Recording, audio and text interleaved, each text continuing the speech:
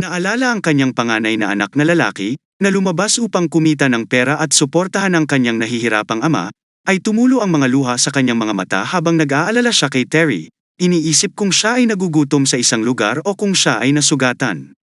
Nanghihinayang sa kanya dahil sa hindi niya pagmasdan ng malapitan sa kanyang anak, at humagulgol siya sa kanyang mga balikat, nanginginig sa bigat ng kanyang pag-aalala. Lingid sa kanyang kaalaman, si Hayek ay nakatayo sa malayo nakatago sa likod ng isang pader, malungkot ang kanyang ekspresyon. Naalala ni Hayek ang sandali nang ang ina ni Tahoe at Terry Young ay nakahiga ng malubha. Habang hawak nila ang kanyang mga kamay at umiiyak, lumingon siya sa pag-iisip at nagtanong kung bibigyan niya siya ng isang huling pabor nang walang pag-aalinlangan. Pumayag naman si Hayek, ibinahagi niya na nagsumikap siyang sambahin at mahalin ang lahat ng tatlong disipulo bilang sarili niyang mga anak kina Terry Young at Tahoe. Sa kanyang tabi, nakiusap siya sa kanya na alagaan sila na para bang kanyang sariling mga kapatid na puno ng damdamin. Pinagsama-sama ni Hayek ang kanyang mga kamao at buong pusong umiyak, tinanggap ang kanyang kahilingan.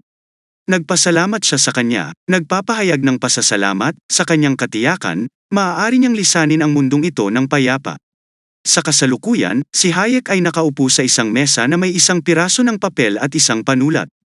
Bago niya kinuha ang panulat, iniisip na ipinangako niya sa kanyang sarili ng hindi mabilang na beses.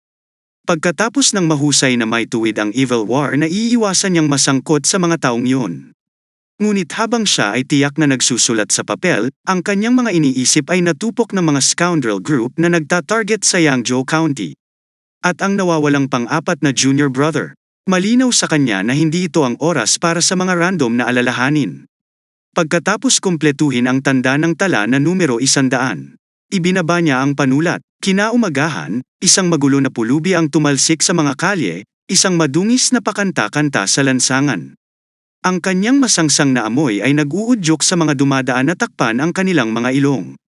Habang siya ay nagpapatuloy sa kanyang mali-mali na paglaktaw, ang isa ay nawala ng pasensya at nagwiwisik ng tubig sa kanya mula sa isang balde. Hinihiling na siya ay tumahimik, ang galit na babae ay isinumpa siya sa pagsira sa kanyang negosyo.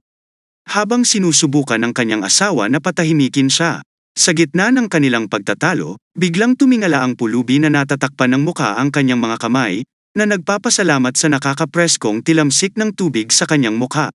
Nilapitan niya ang babae at walang kwentang humingi ng rice wine na ihagis sa kanyang bibig. Ngunit bago makasagot ang sinuman sa kanila, isang malakas na palabas mula sa likuran.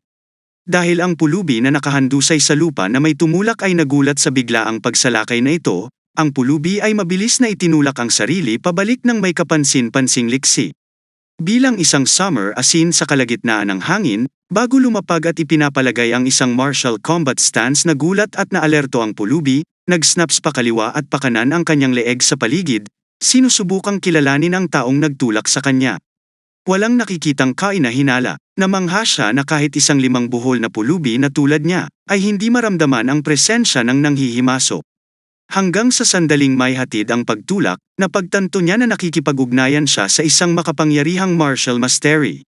At nalipat ang kanyang atensyon sa isang nakatiklop na papel na hindi niya maipaliwanag na nakita niya ang kanyang sarili. Nalilito sa kung paano ito lumitaw sa kanyang pag-aari, sinuri niya ito ng maigi, ang kanyang mga mata ay nakatutok sa isang maliit na nakasulat na simbolo sa sulok. Nang makilala niya ito kaagad, isinuot niya ang papel sa kanyang mga damit, nauunawaan ang pagkaapurahan ng isang mensahe mula sa isang misteryosong martial master. Na nakakaalam ng code na ito, hindi siya nag-aksaya ng oras at tumakbo dahil sa pangangailangang ipaalam sa matanda ng mabilis hanggat maaari. Habang pinapanood siya ng mga bystanders na tumalon sa langit, ang babaeng bumuhos sa kanya ng tubig ay nagtatanong kung talagang eksperto ba siya bilang pulubigang, ang kanyang tingin ay nakatuon sa bakas ng usok na iniwan niya. Samantala kumukulo sa galit ni Miyang Hub habang nagsasalita at dinurog niya ang tasa sa kanyang kamay.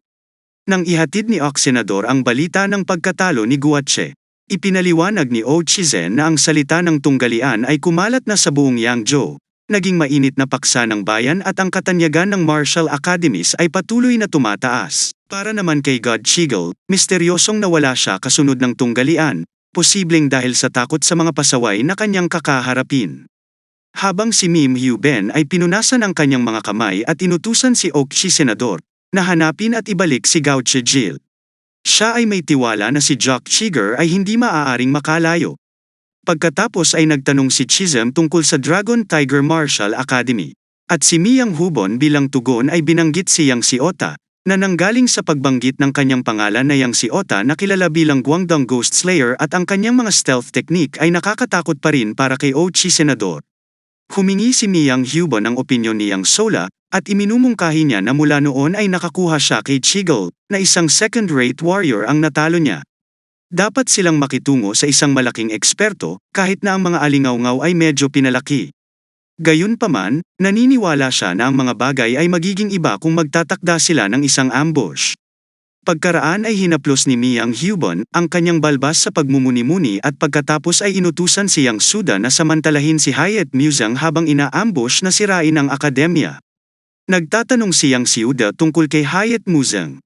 Ibinunyag ni Miyang Hubon na ang kanilang plano ay upang matarante sila, at kapag bumalik si Hayek, ang lugar ay damanak na ng dugo, habang si Yang Se, haharap kay Oga mula sa likuran at magwawakas sa kanyang buhay. Samantala sa harapan ng akademya, masigasig na nagwawalis si Hayek sa labas. Nang mamasyal si Gam at magiliw siyang binati ni Hayek, nagulat na makita si Hayek na naglilinis ng mga kalye mismo. Iminumungkahi ni Gam na dapat niyang italaga ang gawaing ito sa ibang tao. Gayunpaman, binibigyang diin ni Hayek na ang pagwawalis ay naging bahagi na ng kanyang buhay mula pa noong bata pa siya. Nagkomento si Gam na ipinaalala sa kanya ni Hayek ang kanyang kabataan, habang pinapanood sila ng isang tagamasid mula sa bintana sa gusali sa itaas. Ang babaeng nakadungaw mula sa bintana ay pansamantalang nag-ambala ng kanyang mga escort. Nagtanong tungkol sa kung ano ang kanyang hinihintay, na nagbibigay diin na siya ay nakaupo doon sa loob ng 2 araw, ibinalik ang kanyang atensyon sa kalye sa ibaba. Nagtanong sa kanyang escort na tinatawag niya na Papa, na kung ang pagbabago ba ay may katotohanan sa isang tao?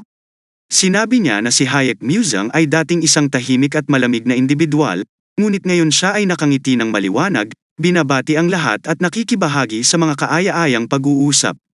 Ito ay halos bilang kung siya ay isang ganap na naiibang tao na. At kaya si Papa sa isang madilim na tono, ay nagmumungkahi na ang ganitong mga pagbabago ay kadalasang nangyayari kapag ang mga tao ay malapit na sa katapusan ng kanilang buhay. Tinitigan siya ng babae, mukhang hindi napapansin. Sinubukan ni Papa na linawin ang kanyang pahayag sa liwanag ng kanyang malamig na tugon, ngunit inuntog niya ang ulo ng babae sa kanyang mesa, na nagdulot ng kaguluhan na maririnig ni Hayo mula sa ibaba. Gayunpaman, itinuon ni Gam ang kanyang atensyon sa isang saranggola na pumailanglang sa langit, at agad na tumingala si Hayat, nakilalang gamaan ito na sa wakas ay dumating na ang saranggola. Magalang niyang idinadahilan ang sarili kay Gam, na binanggit na mayroon siyang mga bagay na dapat asikasuhin. Pinayagan siya ni Gam na umalis. Si Papa ay maingat na sumilip mula sa bintana, minamasahe ang kanyang ulo sa itaas, ibinibigay ang Wallace sa kanyang nakababatang kapatid. Inutusan niya ang kanyang kapatid na bantayan ang akademya kapag wala siya, tinitiyak sa kanya na babalik siya kaagad. Nagmamadali, agad na sinabihan ng babae ang kanyang escort na bumaba para hindi makita. Gayunpaman, naguguluhan si Papa, nagtataka kung bakit nagtataka ang minamahal na kayamanan ni Moroni. Ang pinakakilalang pamilya sa Miriam ay nagkakaroon ng interes sa isang alagad lamang ng isang ordinaryong martial artist. Ang babae ay umiiwas na makipag-eye contact, iginiit na hindi siya nagpapansinan, ngunit ang kanyang boses ay bumabagsak kapag ang kanyang mga mata ay may nahagip sa labas ng bintana. Siya ay tumayo sa pagkaalarma at tumingin sa labas, na kinikilala ang papalapit na figura. Habang si Yang Seota ay naglalakad patungo sa akademya, kung saan masipag na nagwawalis si Kang sa lugar.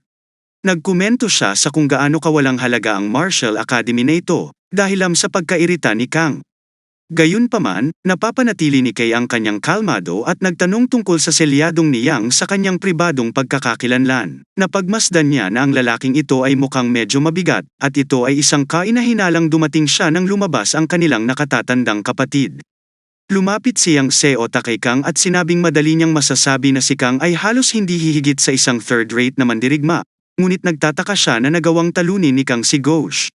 Bahagyang nanginig si Hil Kang, ngunit mariing sinabi sa hindi pamilyar na lalaki na kung naghahanap siya ng martial duel, ang kanilang akademya ay hindi tumatanggap ng anumang hamon. Ngumisi siyang Seota ng nakakatakot, at ibinunyag na wala siya roon para sa isang bagay na walang halaga gaya ng isang tunggalian. Maingat, hindi nakikitang binibigyang diin. Hiniling ni Kaneg na malaman ang dahilan ni Yang Xiao sa kanyang presensya ng pagkakaligaw. Gayunpaman, sa halip na sumagot, tinataka ni Yang ang isang reaksyon sa pamamagitan ng pagsingil kay Kang ng hindi kapanipaniwalang bilis, naghatid ng isang malakas na suntok sa kanyang bituka. Si Kang ay pinalipad pabalik, bumagsak sa akademya, na bumubuo ng ulap ng alikabok na bumalat sa pasukan at maaaring magdulot ng dugo at malinaw na nasugatan. Ang kaguluhan ay nag-alerto kina Taho at Yang, na nag-react sa alarma ni Jiang Qi, na sugatan, ay lumilitaw din, nalilito sa biglaang ingay. Si Kang ay nananatili sa lupa, nagpupumilit na makabangon.